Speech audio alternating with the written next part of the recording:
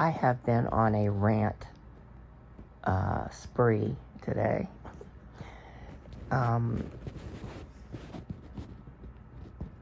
Please excuse my voice. It is hoarse because I have some throat issues from the incompetent hospital near me.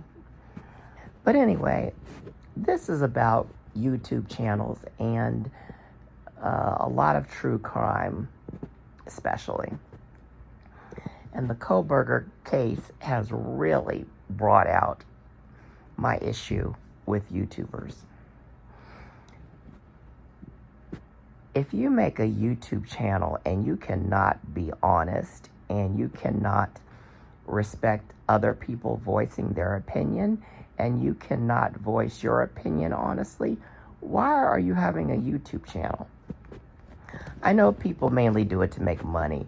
A lot of them say, oh, it's not for the money and all this bullshit, but it is. But it sickens me, especially with the true crime community, how punk bitches people are. I wanted to put pussies in my title, but I figured I wouldn't be able to do that. You know, you're a pussy when you have to skirt around what you say and not give your full opinion or, you know, state things that's going with what everyone else is saying because you are worried about losing subscribers and losing money. You know, that makes your channel full of shit. And you're doing a disservice to people that watch your channel. I'm very much into true crime. And this Idaho 4 has really brought out the punk bitches. There's a couple people that I watch. And there's one I stopped watching because she was just really pissing me off. And she has a good channel. She gives good information. I want to say these people's names so bad, it just hurts my heart not to. But I don't want to be blocked because I still want to get information from them sometimes. I stopped watching her channel because I couldn't take it anymore. She's very popular. She has experts on that. One, he's supposed to be so wonderful, but he says dumb shit too. And she always says, don't victim shame. And I can't stand that shit. Because you don't know if the person's a victim or not. You don't know if they're partially responsible. There's no victim shaming. It's called giving your fucking opinion. You know? If someone doesn't have an opinion with her, then she says, well, I can't say what she says because then you'll know who she is. But, you know, it's not victim shaming. You're giving your freaking opinion. And then there's another one that I watch. I watch him. He has people on. And he doesn't even give his opinion either. And I can't stand it. I really want to stop watching him. But he does some good videos too. I wish I could say these people's names. But it just irritates me that they have these channels and they won't, you know, give their opinions. Just like him, he won't say anything. He tries to stay politically correct. And it's just fucking irritating. And I just really hate the channels where you can't give your opinion. You know, you're victim shaming. It's not victim shaming. It's called giving my opinion. I see now, though, a lot more people are speaking their minds now because the information is coming out. We don't know how true a lot of it is for the Idaho 4 case. Banfield and Cuomo are saying stuff without giving us, you know, receipts for what they're saying. So we've got to take that crap with a grain of salt. But more and more that's coming out. More people that I used to listen to that were not saying anything, you know, opposite of what everybody else was saying are now questioning things. So that's good. There seems to be some less punk bitches out there now. You know, it doesn't matter how small or big your channel is. Speak the truth. Give your opinion. Don't worry about subscribers and money. If you let your subscribers express their opinions, you will get a lot more subscribers than you lose. You will lose the little snowflakes, people that get offended by everything. So what if you lose those? Don't you want your channel to be full of clear thinking, intelligent people that will express their opinions and that you can have a good conversation with? So use a little bit of sense when you make videos. Don't try to just go with the flow on an issue. Think critically about all the possibilities. From the very beginning, I said shit that nobody was saying at the time, because we only know a teeny bit of information. And as we go along with this case in Idaho, we might not even know the truth, the true little bit of information that we know, because we don't know if the stories that came out are true.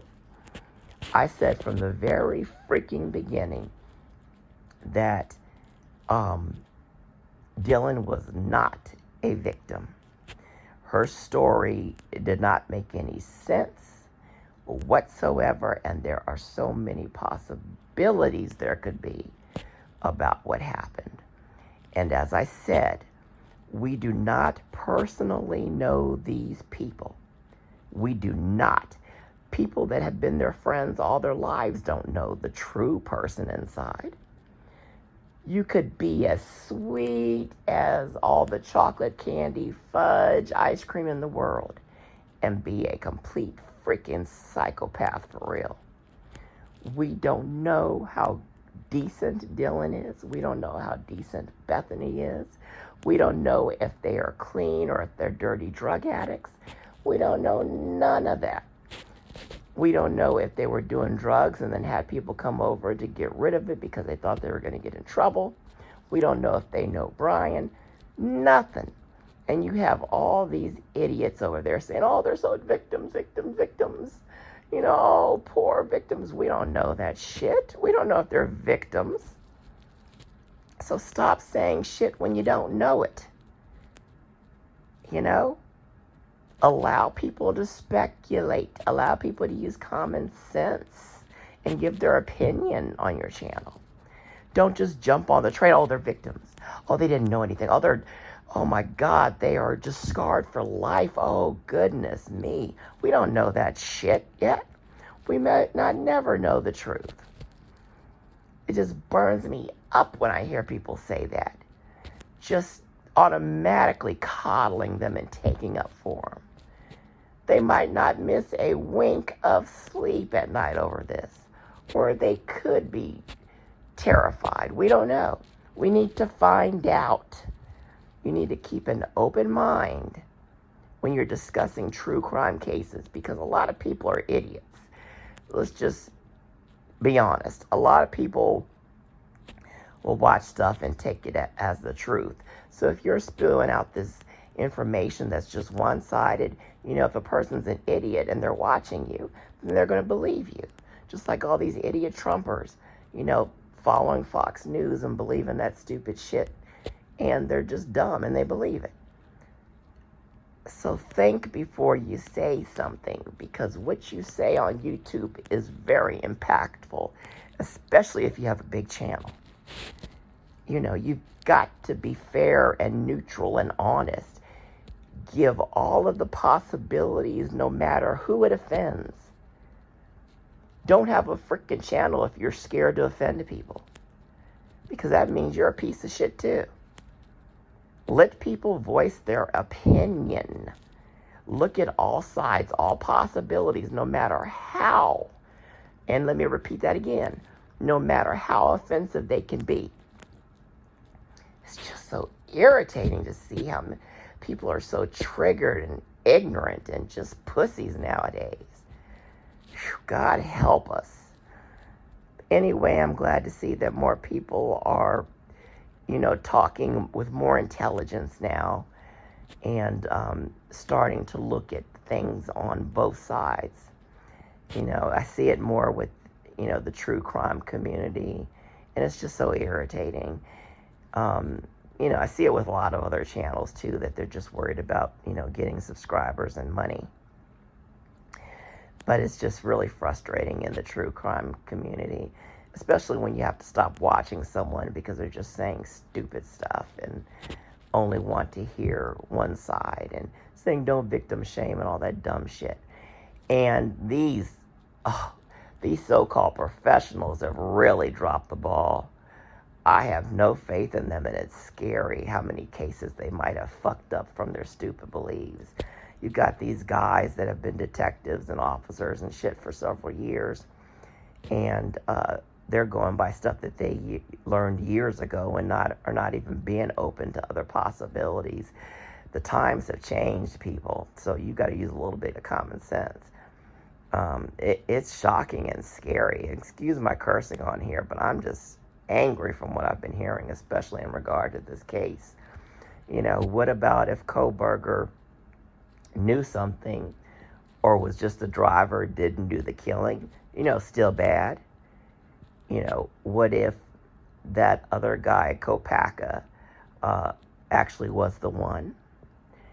What if, you know, somebody else did it and Brian just happened to be there afterwards and he truly was the one that said, I'm here to help you, and freaked out and left? I still think it was Ethan comforting his dying girlfriend, because that would make more sense.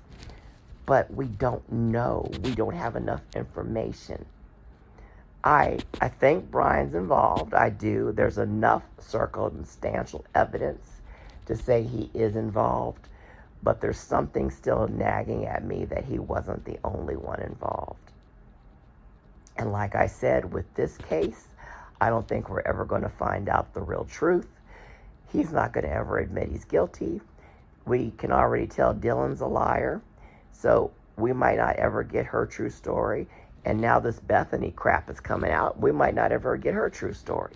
So we may never get closure on this case, which is so sad. But you always have to keep an open mind and look at every possibility. Don't be a stupid, dumb pussy and worry about losing subscribers because you speak your mind and let your other subscribers speak their mind. You will get way more subscribers if you let people be open. So that's my little rant. That's my little rant. I can't wait until I can do some lives, because they are going to be off the hook. I want to hear from intelligent people that are not punk bitches. So anyway, if that's it, guys, please check out my other videos. Hit that like button and that subscribe button. And please start using common sense. If you're doing YouTube videos, be honest. Look at all sides. And don't just state that something is set in stone when you don't know shit about it. Have a good night.